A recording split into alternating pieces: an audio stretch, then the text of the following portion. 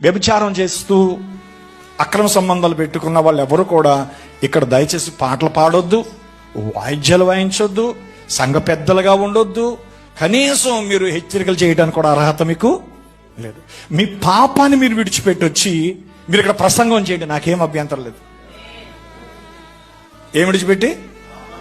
మీ తప్పిదాలను ఒప్పుకొని వాటిని విడిచిపెట్టొచ్చి ఇక్కడ పాటలే పాడతారో, ప్రసంగాలు చేస్తారో, పెద్దరికాలు చేస్తారో, హెచ్చరికలే చేస్తారో, వాయిద్యాలు వాయిస్తారో, ఏదైనా చేయండి. పాస్టర్కి మీకు ఏమీ తేడా లేదండి. ఎందుకనంటే పాస్టర్ గారు ఎంత పరిశుద్ధుడో మీరు అంతే పరిశుద్ధులు. పాస్టర్ గారికి ఎంత అధికారం ఉందో మీకు కూడా అంతే అధికారం ఉంది. ఎప్పుడు? మన వాక్యానుసారంగా ఉన్నప్పుడు. హల్లెలూయా.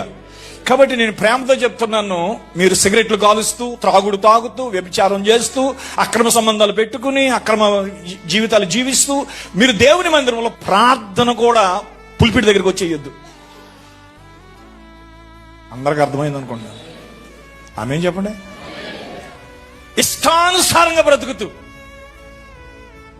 విచ్చలవిడిగా బ్రతుకుతూ, దైవ భయం లేకోకుండా మీరెంతో మాత్రం ఇక్కడికి వచ్చి పాటలు పాడొద్దండి, వాయిద్యాలు వాయించొద్దండి, ప్రార్థనలు ఇక్కడికి వచ్చి చేయొద్దండి. అదేంటండి పాపులకు చోటు లేదంటే ఉంది, పాపులు చోటు. కానీ పాపాన్ని విడిచిపెట్టుకోవడానికే మనం ఇక్కడికి వస్తున్నాం, పాపాలు ఒప్పుకోవడానికి మనం ఇక్కడికి వస్తున్నాం.